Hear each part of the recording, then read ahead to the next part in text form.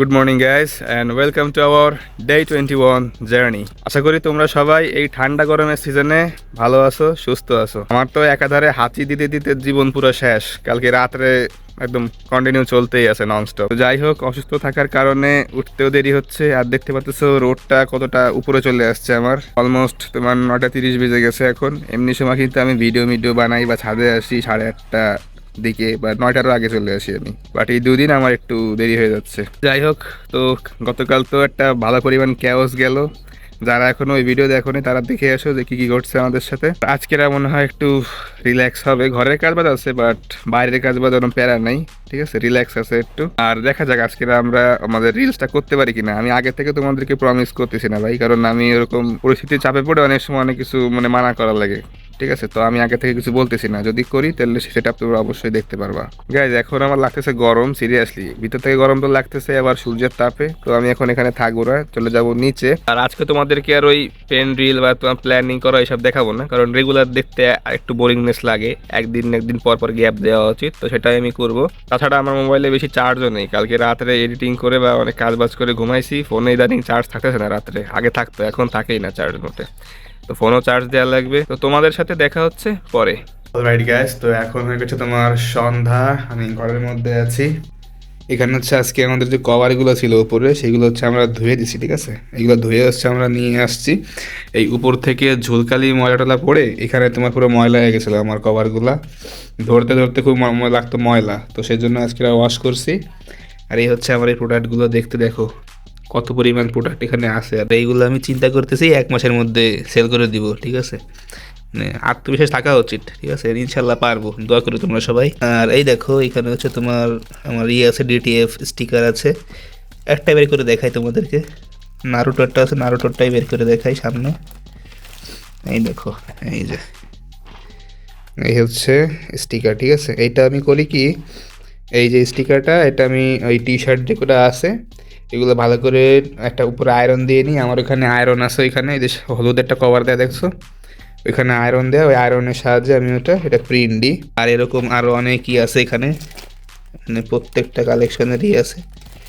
এই যে মাদার আর এখানে আছে, অনেকগুলাই আছে। সব বের করে আমি দেখালাম না এখন। তো অনেকে এখন আয়রন দেওয়ার ব্যাপারটা আসলে বোঝে না, যে আমি আয়রন দিয়ে আসলে কি প্রিন্ট দিই। এটা তো তোমার ডিটিএফ স্টিকার, এটা তো তোমার প্রিন্ট দেওয়া হচ্ছে হিট প্রেস। ইউটিউবে সার্চ দিবা হিট প্রেস ডিটিএফ মেশিন, তাহলে চলে আসবে। ওইটা দিয়ে ইউজুয়ালি তোমার টি শার্টের উপরে প্রিন্টটা করে। বাট আমার কাছে তো অত ইনভেস্টমেন্ট নাই, কারণ একটা মেশিনের দাম মোটামুটি ভালো মানের হইতে গেলেও অ্যাটলিস্ট 15-20 হাজার টাকা লাগে। তো এটা তো আমার ইনিশিয়াল কোনো এরকম টাকা পয়সা নাই যেটা আমি কিনবো। ওটার পরিবর্তে আয়রন ইউজ করা যায়। মেইন জিনিসটা হচ্ছে তোমার প্রপার হিট, হিটটা মেইনলি যদি ভালো করে দিতে পারো, ওটা খুব সুন্দরভাবে বসে যাবে। তো আমার এখন আপাতত আমার তো টাকা পয়সা নেই, এটা দিয়ে আমার চলতে হচ্ছে আয়রনে। সেটা আমি হিটটা পারফেক্টলি মেজার করে দিতে পারি। তো আলহামদুলিল্লাহ মাশাআল্লাহ বেশ ভালোভাবেই হয়ে যায়। বাট একটু কষ্ট হয়। হিট প্রেসটা হইলে হয় কি, জাস্ট খালি পাতায় একদম একটা প্রেশার দিলে হয়ে যায়। বাট ওইখানে একটু এরকম একটা নরম সারফেস বিছানার উপরে আমি তোমার দিয়ে ডলা লাগে, একটু কষ্ট হয়, ঠিক আছে। আয়রন দিলে একটু কষ্ট হয়, হিট প্রেসটা আনলে একটু ইজি হয়তো কম্পারেটিভলি আমার। সামনে ইনশাল্লাহ যখন তোমরা আমাদের ভালোবাসা দিতে থাকবা, আমরা বড় হইতে থাকবো, ওই সব আস্তে আস্তে আমরা সব নিয়ে আসবো। আর আমি ভিডিও শ্যুটটা আরও 1 ঘন্টা আগে থেকে করবো ভাবছি। যেই ক্যামেরাটা ধরতে গেছি ওই কারেন্ট চলে গেছে। আজকে সারাদিনে প্রায় 3 থেকে 4 বার মনে হয় কারেন্ট গেছে, তাও একেবারে একবার 1 ঘন্টা 1.5 ঘন্টা এরকম ডিউরেশন নেছে। মাঝে মাঝে লজ্জা লাগে, 2026 সালের মতো একটা সময় এসেও আমরা আমাদের দেশ থেকে এই জিনিসটা দূর করতে পারিনি, লোডশেডিং, ঠিক আছে। আসলে লজ্জা লাগে, কেউ কিছু করতে পারে নাই। কিছু হবেও কি না আদৌ ভবিষ্যতে সেটাও বলতে পারি না। এখন তো জাস্ট খালি শীতকাল, তাতেই এই অবস্থা। সামনে গরমকাল আসতেছে না, ওই সময় তোমাদেরকে দেখাবো আসলে কি কি হয় আমাদের সাথে। প্রতি বছর আমরা কি কি আসলে এক্সপিরিয়েন্স করি, গরমকালে কত কিছু হয় আমাদের সাথে। এখন শীতকাল, এখন একটু সব কিছু ভালো আছে, এজন্য কিছু তোমরা বুঝতেছো না, কিছু আমি তোমাদেরকে দেখাইতেও পারতেছি না। গরমকালটা জাস্ট খালি আসতে দাও, দেখো কি হয়। গাইস, তো আমার একটু এখন ক্যানভাতে কিছু কাজ বাজ আছে গ্রাফিক্সের, ঠিক আছে। ছবি টবি বানাবো, ওরকম অনেকদিন ধরেই প্ল্যান করছিলাম যে বানাবো ওই জিনিসগুলো, গ্রাফিক্সের কাজ বাজগুলো একটু করবো, বাট সময় মিলছিল না। তো আজকেরা একটু কাজের চাপ অন্যদিন থেকে একটু কম আছে, তো আমি আজকে এই কাজটা এখন একটু পরেই করব।